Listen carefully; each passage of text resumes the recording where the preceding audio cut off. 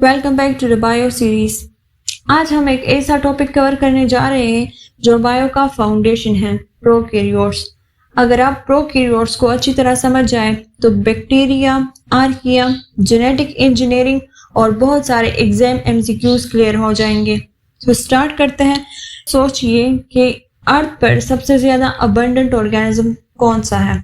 ना व्हेल्स, ना ट्रीज, ना ह्यूमन, बल्कि बैक्टीरिया और आर्किया। ये छोटे ऑर्गेनिजम्स हर जगह पे पाए जाते हैं, सॉइल में भी, वाटर में भी, ह्यूमन गट में भी, और कुछ तो इतने एक्सट्रीम एनवायरनमेंट्स में रहते हैं जहां कोई और लाइफ सरवाइव ही नहीं कर सकती। इसलिए प्रोकैरियोट्स को समझना बहुत इंपॉर्टेंट है। अब हम स्लोली मैप पर चलेंगे, पहले टेक्सोनॉमी और फिर फाइलोजेनी, फिर आर्किया, फिर बैक्टीरिया और फिर इनका structure, reproduction, genetic exchange method और जो डिजीजेस बैक्टीरिया की वजह से काज होते हैं वो इस लेक्चर में हम स्टडी करेंगे।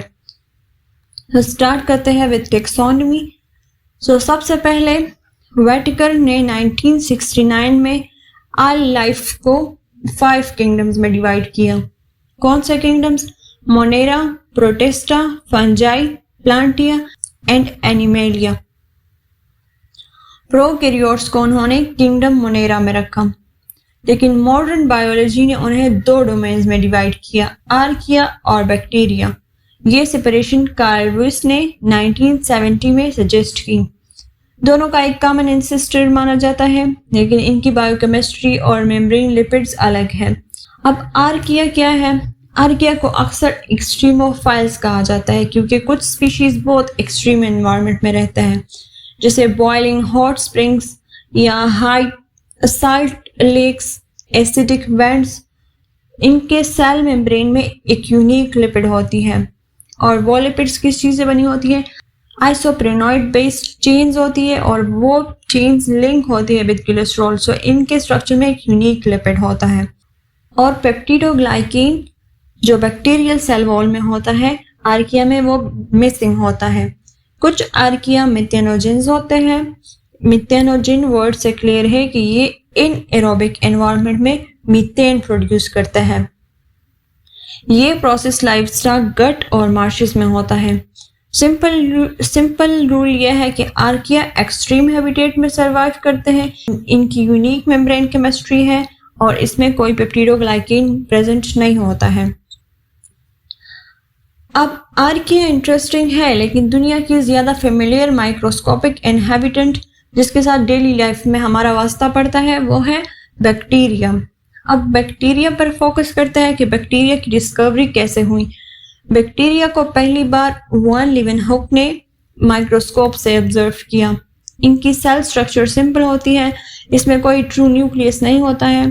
Chromosome usually single circular DNA होता है, और कुछ के पास एक्स्ट्रा क्रोमोसोमल डीएनए रिंग्स जिन्हें प्लाज्मिड कहते हैं।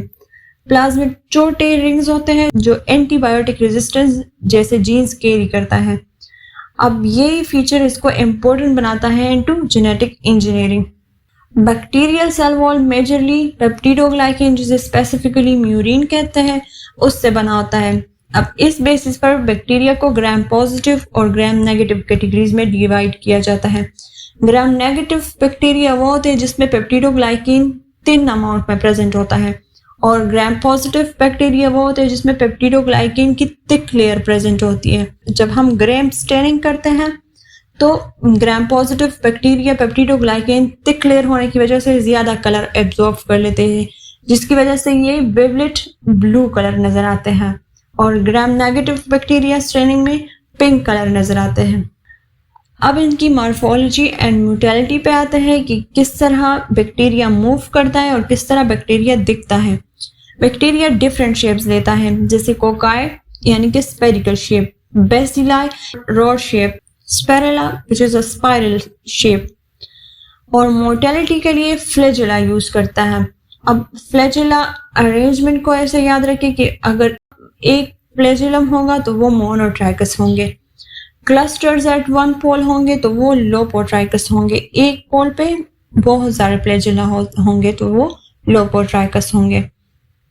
एमपी ट्राइकस वो है जिनके दोनों पोल्स पे फ्लैजेला होते हैं, और पेरीट्राइकस ये है कि जिसके आल और सरफेस पर फ्लैजेला डिस्ट्रीब्यूट हुए होते हैं।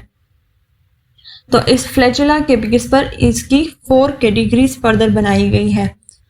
अब मीजोसोम्स भी इनके स्ट्रक्चर में होते हैं। अब मीजोसोम यहाँ स्ट्रक्चर में आपको नजर आ रहा होगा कि ये जो कैविटी सी बनी हुई है इसे मीजोसोम कहा जाता है। और मीजोसोम के बारे में ये याद रखिए कि सेल मेम्ब्रेन का इन्वेजिनेशन जो रिस्पायरेशन या सेल डिवीजन में रोल प्ले कर सकता है। मीजोसोम ज्यादा प्रोमिनेंट ग्राम पॉजिटिव बैक्टीरिया में नोट किए जाते हैं। अब राइबोसोम, बैक्टीरियल राइबोसोम्स कितना होता है? 70s होता है।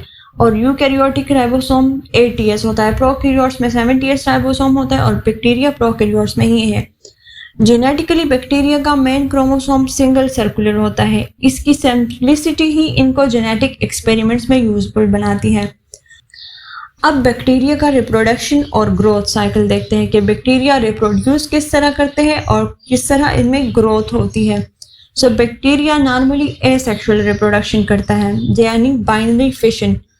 अंडर फेवरेबल कंडीशंस एक बैक्टीरियम लगभग 20 मिनट्स में डिवाइड कर सकता है, इसलिए एक्सप्लोसिव ग्रोथ पॉसिबल है। पॉपुलेशन ग्रोथ का कॉन्सेप्ट समझना जरूरी है। माइक्रोबियल ग्रोथ रिलेटेड है increase in number not in size. So microbial growth phases include करते हैं 4 phases: lag phase, log phase, stationary phase and death phase. Lag phase preparatory phase है जिसमें एक नए एनवायरनमेंट में सरवाइव करने के लिए खुद को रेडी करता है। और लॉग फेज में इसको एक्सपोनेंशियल फेज भी कहते हैं कि यहाँ पे इनकी ग्रोथ स्टार्ट हो जाती है, यहाँ पर इनकी रैपिड सेल डिवीजन स्टार्ट हो जाती है। स्टेशनरी फेज में एक प्लेट्यू स्टेज आ जाता है जहाँ पे एक लीनियर स्टेज होता है जहाँ पे ना ग्रोथ हो रही होती है और ना ही डेथ हो रही होती है, बस एक प्लेट्यू स्टेज बना हुआ होता है। इसके बाद आ जाती है डेथ फेज जिसको डिक्लाइन फेज भी कहते हैं, जहाँ पे अगर न्यूट्रिएंट्स वगैरह वो सारी चीज़ें ख़त्म हो जाती तो उनके बाद बैक्टीरिया मरना स्टार्ट हो जाते हैं, तो डेथ फेज आ जाता है। एग्जाम में ये टर्म्स अक्सर पूछे जाते हैं। तो ग्रोथ के 4 फेजेस हैं: lag, log, stationary and death phases.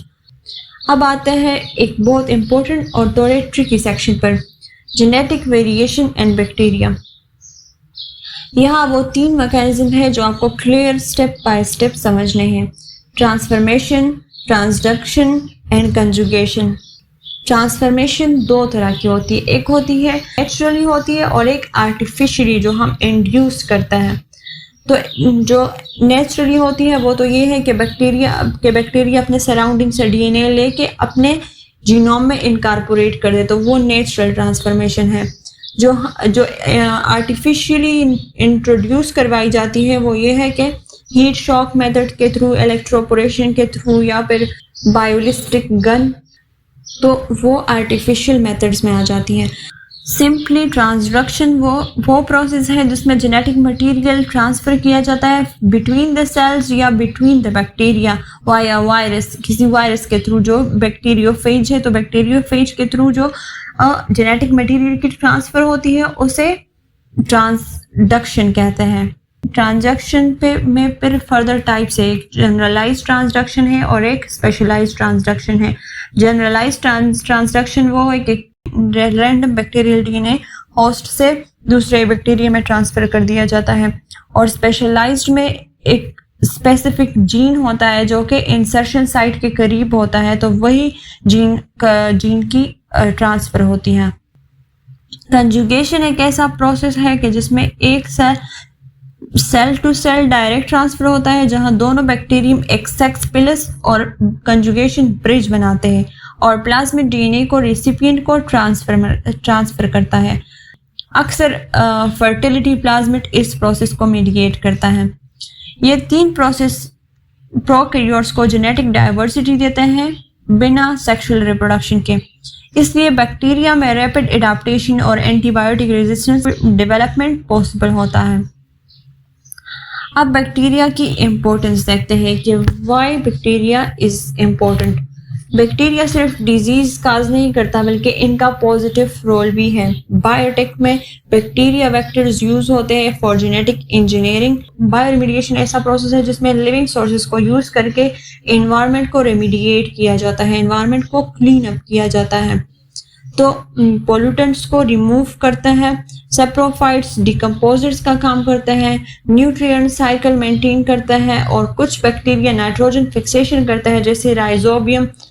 इस तरह ह्यूमन गट के नॉर्मल फ्लोरा डाइजेशन और इम्यूनिटी में हेल्प करते हैं। इस तरह प्रोबायोटिक्स जो बेनिफिशियल बैक्टीरिया होते हैं वो भी इम्पोर्टेंट है। तो ये प्रैक्टिकल रोल्स आपके हिस्ट्री बायोकेमिस्ट्री सिलेबस में ओपन एग्जामिन किए जाते हैं। अब बैक्टीरियल डिजीजेस क्या है कि ह्यूमन में डिजीजेस जो काज होती है वो वेब्रियो कोलेरा काज करता है, कोलेरा। सैल्मोनेला टाइफाइड काज करता है। माइकोबैक्टीरियम ट्यूबरकुलोसिस टीबी काज करता है, एंड स्ट्रेप्टोकोकस निमोनिया काज करता है, निमोनिया। अब प्लांट डिजीजेस में क्या हो सकती है बैक्टीरिया की वजह से? Bacterial leaf spot, bacterial wilt, soft root galls and blight. अब बैक्टीरिया डिजीज काज करता है तो इन्हें कंट्रोल भी करना होता है। इनके कंट्रोल के लिए कुछ मेथड्स होते हैं। माइक्रोबियल ग्रोथ कंट्रोल करने के मेथड्स में से फिजिकल मेथड है और केमिकल मेथड्स है। फिजिकल मेथड्स में हीट है और पास्चराइजेशन है।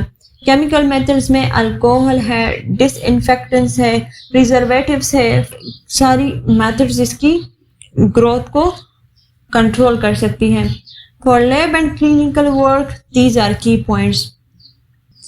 अगर आपको एग्जाम के लिए शॉर्ट ट्रिक चाहिए तो याद रखिए आर्किया एक्सट्रीमिस्ट है, नो पेप्टिडोग्लाइकेन, और बैक्टीरिया में पेप्टिडोग्लाइकेन होता है, 70S राइबोसोम होता है, सर्कुलर क्रोमोसोम जिसे प्लाज्मिड कहते हैं, और जेनेटिक एक्सचेंज के मेथड है ट्रांसफॉर्मेशन जो कि पिकअप करता है एनवायरनमेंट से डीएनए।